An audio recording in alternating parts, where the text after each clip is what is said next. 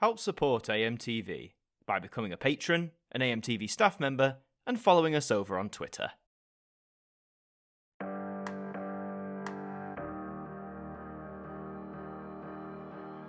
Imagine you were asked by someone, have you heard of BBC Select? Well, if you're based in the United States or Canada, there's a good chance you might say yes. Launched in early 2021, BBC Select is a streaming offering from the Beeb, specifically focusing on showcasing documentaries and other factual programming. Not just from the BBC either, but from other British broadcasters. However, this is not the BBC Select we'll be talking about today. 20 years before the launch of this BBC Select, that name made its debut on the airwaves of Great Britain. You might have never heard of this service, and it was one that the BBC perhaps regretted even launching in the first place, for what started as an experiment would turn into an unmitigated disaster. Well, the time is now coming up to 6 minutes past midnight, and we're making tracks. Thank you for your company tonight. Do join us again tomorrow if you can. So from all of us on BBC One now, have a peaceful night and sleep well. Good night.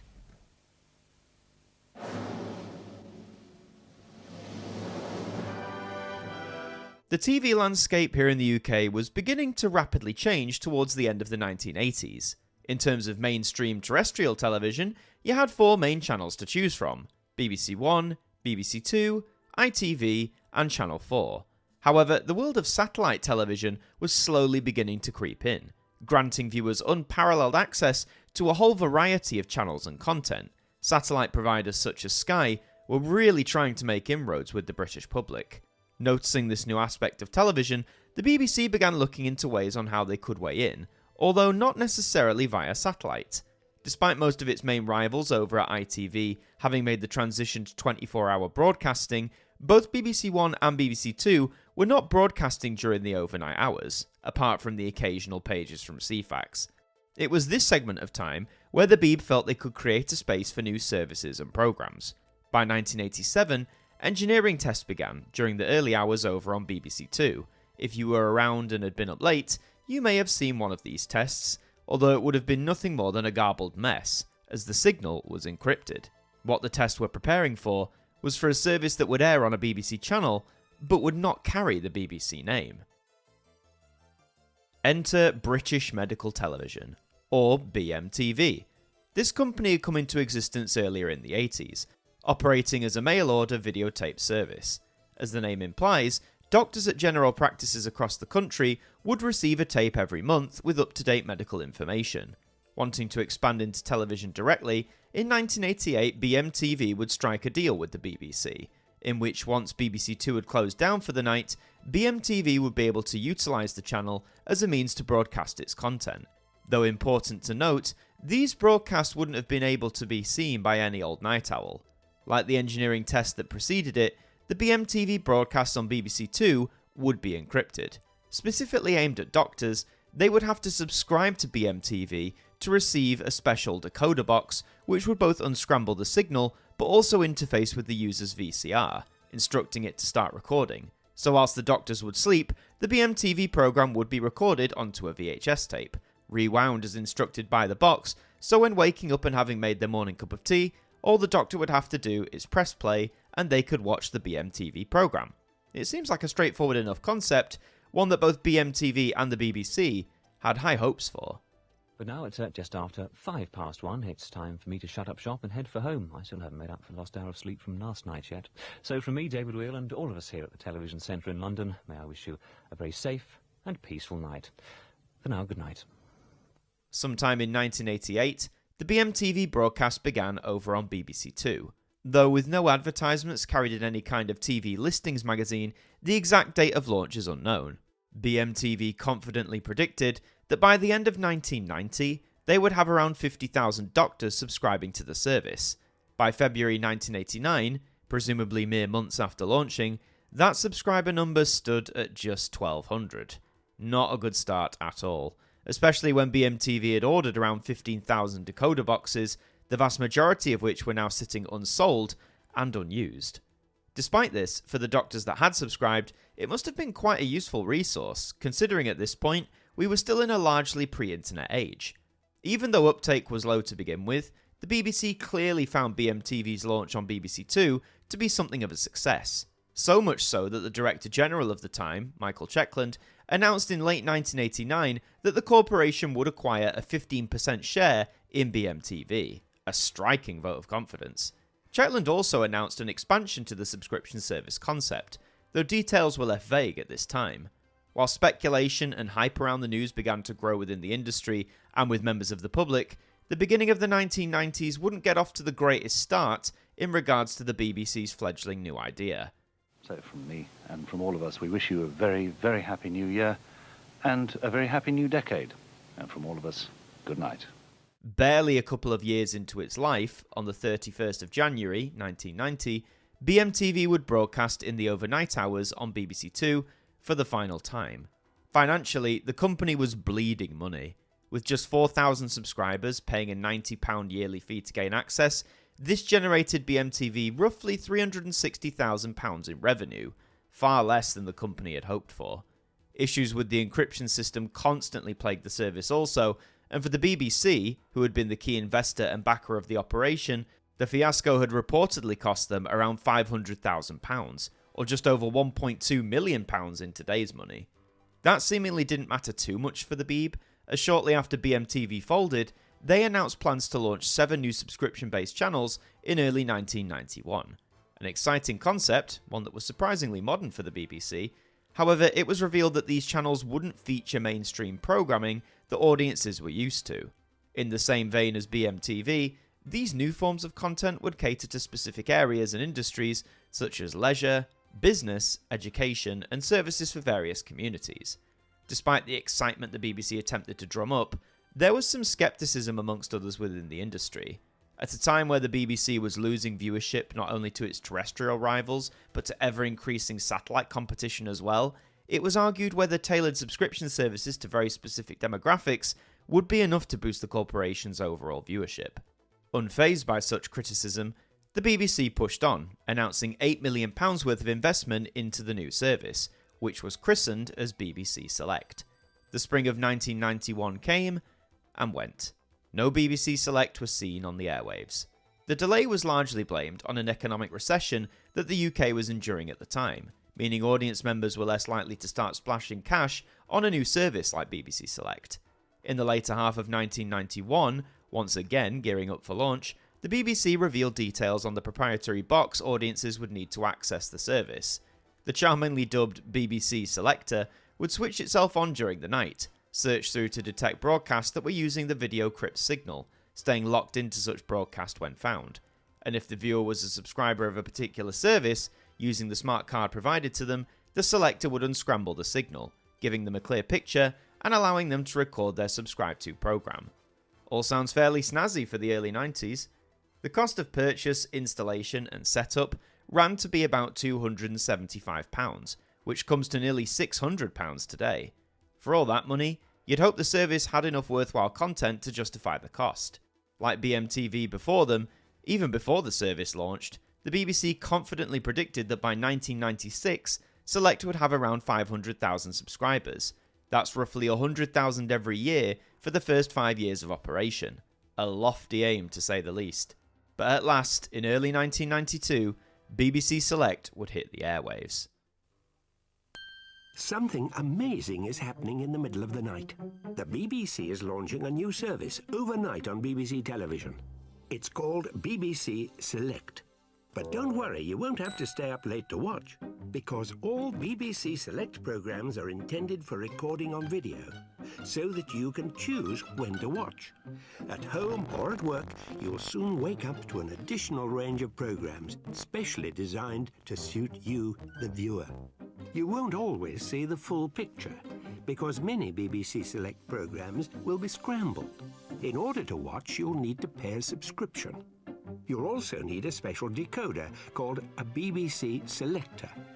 During the night, it'll automatically trigger your video to record your chosen programmes. And you won't have to lift a finger to set the timer. BBC Select, a new choice in television viewing coming soon from the BBC. When you switch off, we switch on. The grand launch was, surprisingly, free and unencrypted, And what standout programme would be the cornerstone of BBC Select? It would be a 12-part series titled The Way Ahead, a series of programmes giving audiences a very detailed breakdown of the new disability allowance that had recently come about. Okay, it's not going to captivate everyone, but remember, the programmes offered via Select were meant to cater to very specific demographics and areas of viewers. The ball had begun rolling. The service, after years of tests and development, was finally on air, but trouble was soon to follow. Mere months into its life, one of its main planned services, titled Farming Now, aimed at the agricultural sector, was in jeopardy. Key Subscription Television had been responsible for this service, and despite gaining an unsecured loan from the BBC in order to do so, it entered liquidation in the spring of 1992. It was planned that Farming Now would make its eventual debut the following year, but this never happened. Thus, the first subscription service to actually get off the ground for BBC Select would be the Executive Business Club. Further services would follow, with thrilling prospects such as accounting television, or how about legal network television? Again, perhaps not for the average viewer, but another encrypted service was TV Edits, which was a rather interesting concept. It was designed around language education, and would air content that had originally been broadcast in France, Spain and Germany, all with the purpose of seemingly educating Brits on how to potentially speak a second language. So, with a small handful of subscription-based services, along with free, unencrypted programming, BBC Select was seemingly off to a fine start, right? Well, within the first 6 months of operation, the service had already lost the BBC over £3 million. A lot of new services can often expect to make a loss before they become profitable. I mean, in the modern day, we've seen that enough with the streaming giants that dominate our TVs. But for the BBC, their resources weren't as vast, and time was quickly running out.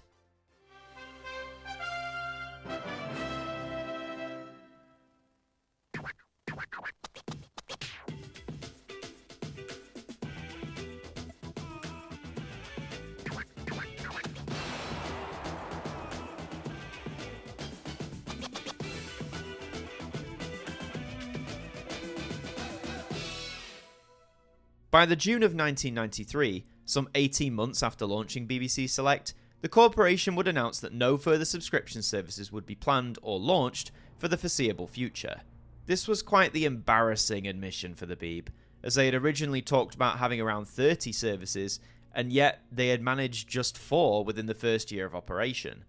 Many at this point were asking, why not showcase some of the many gems within the BBC archive?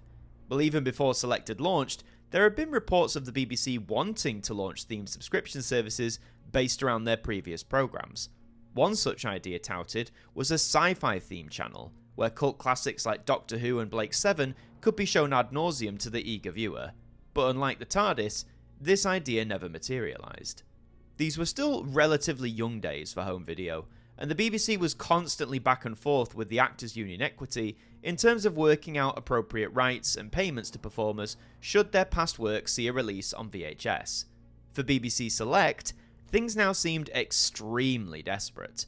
The subscription services and free programmes that were in operation carried on meagerly throughout the remainder of 1993 and into 1994. It was perhaps thought that if Select could last on what it had just for a short while, enough time for the BBC to invest in further services once again, then its future may indeed still be bright. But the next big blow for BBC Select would come at the end of that year, when subscription-based services ceased entirely. Now, it had only its free programming to rely on, and in terms of financials, by this point just a few years into BBC Select's life, it had reportedly cost the BBC around £18 million, which is a staggering £37 million in today's money. Something had to give shortly, and when 1995 swung around, the time of BBC Select was up.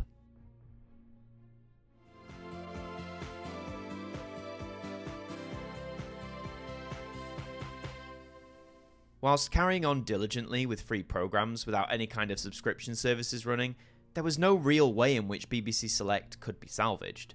By the autumn of 1995, the branding would disappear entirely, being reborn, albeit briefly, as BBC Focus.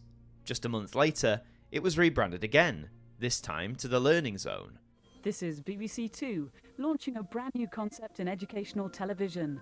Welcome to the Learning Zone.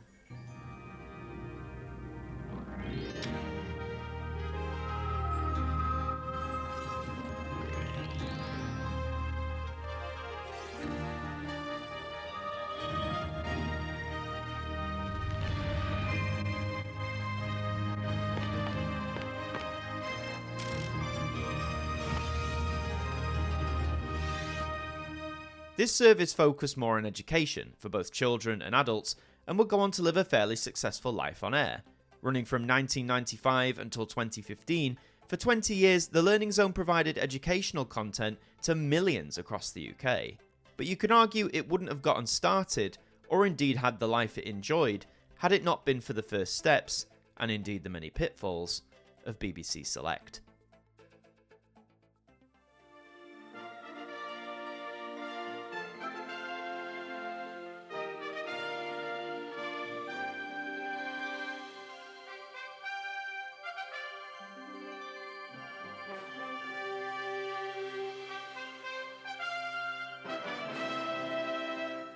It's fair to say this was one of the costliest missteps ever undertaken by the BBC.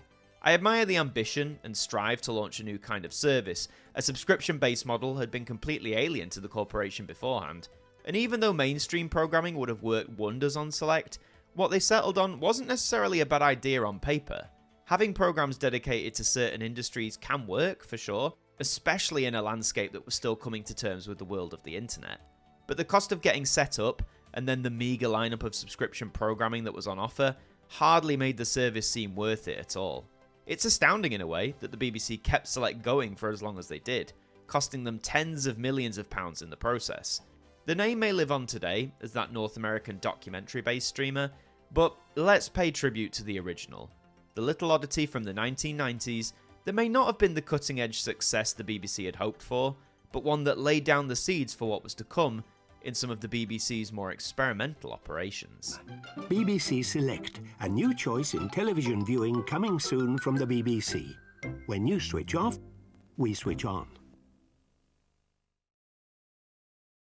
Thank you to our patrons for helping to support the show, and a special thank you to Macra, Sean Knock, Dord Khan, Ethan Carberry-Holt, Liam Domain, AJ Mac 200017, Deck, Jen, Traffy, Evan Hart 41 Radio, Tim Ripley, Mr. Eurovision 1986, Mananel Thurman, John Wakefield, 40-something Manchild, Jerry Ralph, John McLeod, James Wallace, Ben, Kat Hegarty, Stephen Oliver, Tegan, Shadowfiend 180X, Swan Ronson, Adam Gamer, Fonzie Daz, Real Random, and Seraphic Euphoria, our AMTV staff members.